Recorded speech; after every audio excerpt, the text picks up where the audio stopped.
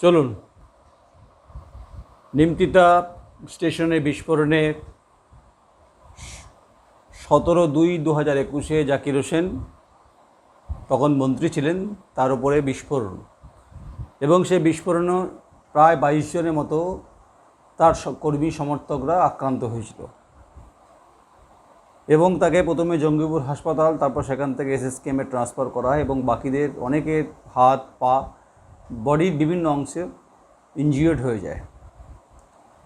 আতঙ্কের পরিবেশ তৈরি হয়। সেই সময় ঘটনার পরের দিন thequery.com নিমতিতা স্টেশনে পৌঁছে সেখানে প্রচুর রক্তাক্ত পরিস্থিতি এবং মানুষের জুতো, যারা আক্রান্ত হয়েছেন, জামা, ব্যাগ চারিদিকে ছড়িয়ে ছিটিয়ে লণ্ডভণ্ড পরিস্থিতি তৈরি হয়েছিল।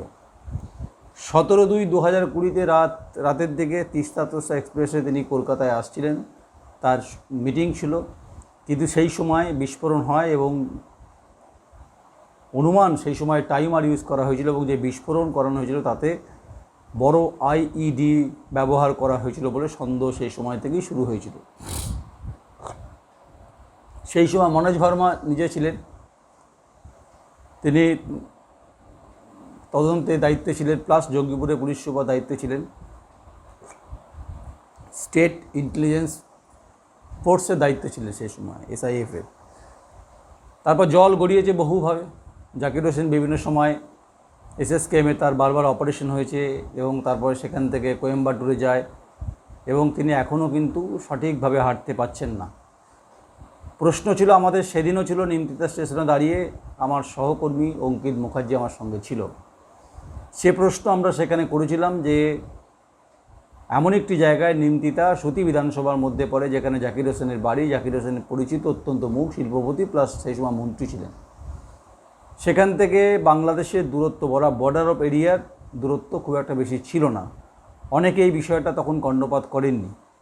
সতী থানাই হোক, জঙ্গিপুর থানাই হোক, তারা সেই সময় এই বাংলাদেশের বিষয়টাও তখনও কিন্তু গুরুত্ব দেয়নি। গুরুত্ব কিন্তু এখনও এনআইএ দেয়নি এবং 24/8/2021 চার্জশিট পেশ করেছেন এনআইএ এবং বিস্ফোরণের 6 মাস পর এই ব্যাংশাল কোর্টের নগর দায়রা আদালতে চার্জশিট জমা পড়ল। চার্জশিটে দুজনের নাম, একজন শহীদুল ইসলাম, একজন হচ্ছে আবু সামাদ। এদের বিরুদ্ধে ইউপিএ বিস্ফোরক আইনের অভিযোগ জমা পড়েছে। আজিমগঞ্জ থানা সেই সময় এই অভিযোগ দায়ের করা হয়েছিল মন্ত্রীর তরফ থেকে, মন্ত্রীর পরিবারের তরফ থেকে করা হয়েছিল। সেই সময় মমতা বন্দ্যোপাধ্যায় তিনি নিজে উদ্যোগ নিয়েছিলেন এবং বারবার তিনি এসএসকেএমে ছুটে গেছিলেন। প্রশ্ন সেই সময় উঠেছিল, তখন নির্বাচনের কিন্তু টেম্পো সেই সময় ওঠেনি। একটি রাজ্যের মন্ত্রী যদি বিস্ফোরণের আঘাতে যদি আক্রান্ত হন, তিনি বড় বাঁচা বেঁচে গেছেন সেখান থেকে, কিন্তু তার সহকর্মী যারা সঙ্গে ছিলেন রাজনৈতিক কর্মী, তারা অত্যন্ত গরিব, খেটে খাওয়া বিভিন্ন স্তরের মানুষ, তারা কিন্তু এই ঘটনায় কিন্তু আক্রান্ত হয়েছে শারীরিকভাবে। তারা কিন্তু বাজেট এবং রেল সে সময় দাবি করেছিল 5 লক্ষ টাকার ক্ষতিপূরণ দেওয়া হবে, যেটা নিয়ে জাকির হোসেন কার্যত সরব হয়েছেন। তিনি বিভিন্ন সময় বলেছিলেন যে যেভাবে তদন্তের গতিপ্রকৃতি এগোচ্ছে তাতে তিনি স্যাটিসফাইড নয়। জল অনেক গড়িয়েছে। প্রায় 6 মাস পরে যখন অবশেষে এনআইএ প্রথম দায়িত্ব নিয়েছিল 2-3-2021 তারা প্রথম দায়িত্ব নেয়, আর 24/8/2021 তারা চার্জশিট জমা দেন ব্যাংশাল কোর্টে, বিশেষ আদালতে।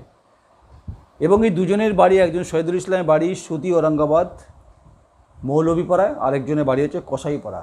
নিশ্চয়ই লোকাল কোনো সিন্ডিকেট ছিল সেখানে। জাকির হোসেন যেটা বলেছেন যে এই ঘটনার পিছনে তিনি যেভাবে এনআইএ চার্জশিট দিয়েছেন তাতে তিনি সন্তুষ্ট নন, অর্থাৎ they are not satisfied of that investigation of এনআইএর অ্যাক্টিভিটি। তার অভিযোগ হচ্ছে যে এর পিছনে যারা বড় মাথা তাদেরকে গ্রেপ্তার কেন করা হচ্ছে না, তাদেরকে কেন জিজ্ঞাসাবাদ করা হচ্ছে না। প্রশ্ন সেখান থেকেই ছিল, যেখানে তিনি তার সিকিউরিটি ছিল এবং তিনি তার পরবর্তীকালে তাকে জেড ক্যাটাগরি দেওয়া হয়, কিন্তু তিনি বিস্ফোরণে আহত হন, তার সঙ্গে তার রাজনৈতিক কর্মীরা আহত হন। কিন্তু এই ঘটনার পিছনে দুজন কাজ করছেন, সেটা তো খুব অবাক ব্যাপার যিনি জাকির হোসেনের বক্তব্য অনুযায়ী। এটা আমরা তো বক্তব্য রাখছি না, তিনি বলছেন এর পিছনে কোনো সিন্ডিকেট কাজ করছে কিনা। আমরা সেদিন অভিযোগ করেছিলাম এই পিছনে কোনো গরু পাচারকারীর সঙ্গে সিন্ডিকেট কোনো ছিল কিনা বা অন্য কোনো অপরাধ জগতের সঙ্গে ছিল কিনা, কারণ জাকির হোসেন যেহেতু এলাকায় খুব পরিচিত ব্যক্তি, যেহেতু রাজ্যের মন্ত্রী আক্রান্ত হয়েছিলেন, বিস্ফোরণ আহত হয়েছিলেন, আক্রান্ত হয়েছিলেন তিনি এবং বিপজ্জনক অবস্থায় ছিলেন, সেই সময় বিজেপিও কিন্তু এই ইস্যুটাকে তারা সামনে রেখেছিলেন। রাজনৈতিকভাবে এটার ব্যাখ্যা না করে যেটা যদি বিষয়টা যদি প্রশাসনিকভাবে ভাবা যায়, তাহলে সেদিন অভিযোগ ছিল যে রেলের সেদিনকে যেখান থেকে তিনি উঠছিলেন প্ল্যাটফর্ম দিয়ে, সেখানে লাইট অর্থাৎ ইলেকট্রিক যে বাতি, যেটা বাল্ব বা টিউব বা সিস্টেম সেখানে ছিল না, জ্বলছিল না। এক, সিসিটিভি সেদিন অকেজো ছিল। এর অভিযোগ কিন্তু জাকির হোসেনের সহকর্মীরা এবং করেছেন, জাকির হোসেন পরেও করেছিলেন। এবং যারা ক্ষতিপূরণ রেল থেকে পাওয়ার কথা তারা পেল না, তাহলে তাদের যে গরিব একদম খেটে খাওয়া মানুষ যারা তার রাজনৈতিক কর্মী ছিলেন তাদের কী অবস্থা। অর্থাৎ জঙ্গিপুরের প্রাক্তন মন্ত্রী জাকির হোসেন, তার বাড়ি ঔরঙ্গাবাদ নিমতিতা স্টেশন থেকে খুব বেশি দূরে নয়, তিনি পরিচিত মুখ রাজ্যের, তিনি রাজ্যের মন্ত্রী ছিলেন, শ্রম দপ্তর রাষ্ট্রমন্ত্রী ছিলেন। চার্জশিট জমা দিতে সময় লাগলো 6 মাস, কিন্তু যে চার্জশিট জমা দিয়েছেন সেই চার্জশিটে তিনি কিন্তু স্যাটিসফাইড নন। তিনি এর পিছনে অন্য কোনো অভিসন্ধি দেখছেন, তিনি বলছেন এর পিছনে অন্য কোনো বড় মাথা থাকলেও থাকতে পারে। যখন মন্ত্রী বলছেন নিশ্চয়ই ভেবেই কথা বলছেন। আমরা জানি জঙ্গিপুর এবং নিমতিতা এবং সুতি যে বিস্তীর্ণ যে অঞ্চল, যে বর্ডার বা বাংলাদেশ, সেখানে কিন্তু গরু পাচারকারীর সিন্ডিকেটটা কিন্তু অত্যন্ত সক্রিয়ভাবে কিন্তু অ্যাক্টিভ। সেই সময় অ্যাক্টিভ ছিল, এখনও অ্যাক্টিভ আছে, কম বেশি আছে, কিন্তু আরও অন্যান্য অপরাধ জগতের সঙ্গে সম্পর্কের মানুষজন ছিল, কারণ নিশ্চয়ই তাকে টার্গেট করা হয়েছিল এবং টার্গেট করা হয়েছিল বলে তার উপর আইডি বিস্ফোরণ করা হয়েছিল। আইডি বিস্ফোরণ কোথায় করা হয়? আইডি বিস্ফোরণ সম্ভবত আমরা দেখেছি যে জঙ্গিরা ব্যবহার করে। তাহলে কি শুধু শহীদুল ইসলাম, আবু সামাদ ছিল, নাকি এর পেছনে আরও অন্য কোনো সিন্ডিকেট কাজ করছিল? এটাই তো প্রশ্ন। অর্থাৎ এনআইএ যেমন তদন্ত করে যে চার্জশিট জমা দিয়েছে, কিন্তু সেই সময় তৎকালীন যে পুলিশ যে যে তদন্ত করেছেন, সেই রিপোর্ট কোথায়? সেই রিপোর্টে সত্যি কি লোকাল সিন্ডিকেট ছিল, নাকি বাইরের জগতের বাইরের অন্য কোনো সিন্ডিকেট ছিল, নাকি কোনো অপরাধী ছিল, নাকি কোনো আরও বড় কোনো? কারণ যেহেতু আইডি বিস্ফোরণ এ তো সাধারণত জঙ্গিরা করে থাকে, তাকে প্রাণে মেরে ফেলার ছক ছিল, সেটা জাকির হোসেনের বক্তব্যে খুব পরিষ্কার।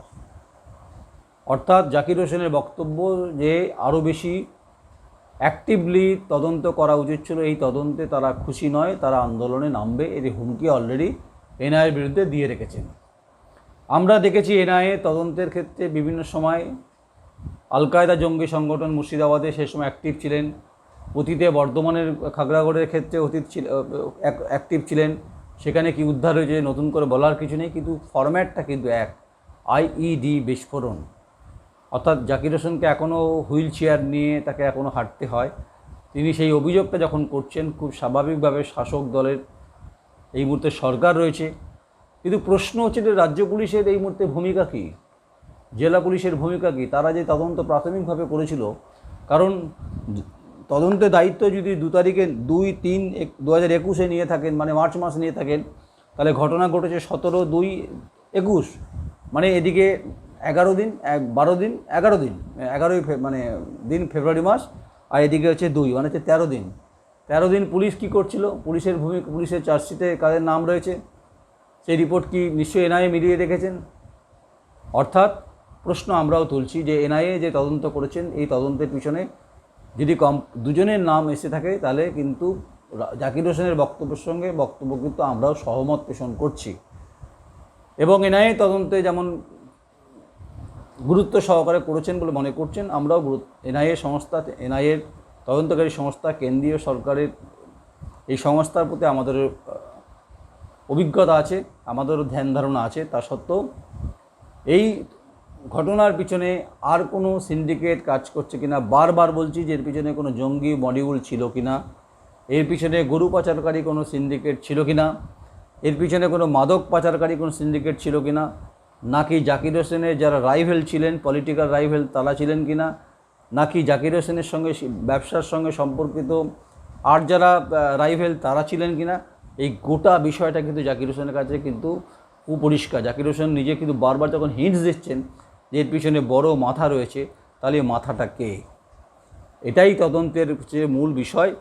আশা করছি এটা নিয়ে তদন্তের যে বিষয় গতিপ্রকৃতি হয়েছে তাতে জাকির হোসেন স্যাটিসফাইড নন। তিনি পরিষ্কার ক্লিয়ার করে দিয়েছেন, অর্থাৎ তিনি আন্দোলনে নামবেন। তিনি বলতে চাইছেন যে এর পিছনে অন্য কোনো বড় মাথাকে তাকে গ্রেপ্তার করতে হবে। কে এই বড় মাথা? এক সময় জঙ্গিপুর এবং মূলত নিমতিতা স্টেশন থেকেই তিনি তার কলকাতার ট্রেন ধরেন। তিস্তা তোস্তা তিনি ম্যাক্সিমাম ট্রেনটা অ্যাভেল করেন। তারা নিশ্চয়ই জানতেন যারা অপরাধীরা এই কাণ্ড ঘটিয়েছেন, টাইমও জানতেন। এমন নয় তো যে তার ভেতরে কোনো লোক ছিল, তার সঙ্গে যারা সহকর্মীরা ছিলেন, এই প্রশ্ন উঠছে। কিন্তু তার পরিবারও তদন্তের দাবি করেছেন, খোদ প্রাক্তন মন্ত্রীও দাবি করছেন। সামনে উপনির্বাচন আছে, সেই উপনির্বাচনে জঙ্গিপুরে উপনির্বাচন কিন্তু হয়নি, শামসেরগঞ্জে হয়নি, কিন্তু নির্বাচনের প্রশ্নে আসছি না।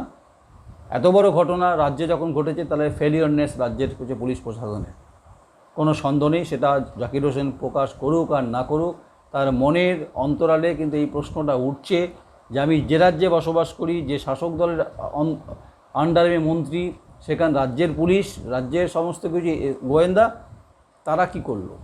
এই প্রশ্ন জাকির হোসেন মুখ ফুটে না বললেও বুকে কিন্তু এই ব্যথা রয়েছে। এখন এনআইএর তদন্তের পর যে চার্জশিট, তারপরে আগামী দিনে কি হবে সেটা ঠিক করবেন এনআইএ, আর আন্দোলনে নামার ক্ষেত্রে সিদ্ধান্ত নেবেন জাকির হোসেন। নিমতিতা স্টেশনের এখনও কিন্তু সেই বাতি, সিসিটিভি, যদিও রেল দাবি করেছিল তো সিসিটিভি ছিল, যদি সিসিটিভি থেকে থাকে তাহলে সেই সিসিটিভি ফুটেজ সেই সময় খতিয়ে দেখা হয়েছে কি? তাহলে কি সেখানে কতজন ছিল, কিভাবে ছিল? এই রেকিটা কিন্তু একদিনে হয়নি, রেকিটা কিন্তু বেশ কয়েক মাস ধরে রেকিটা হয়েছে জাকির হোসেনের বক্তব্য অনুযায়ী।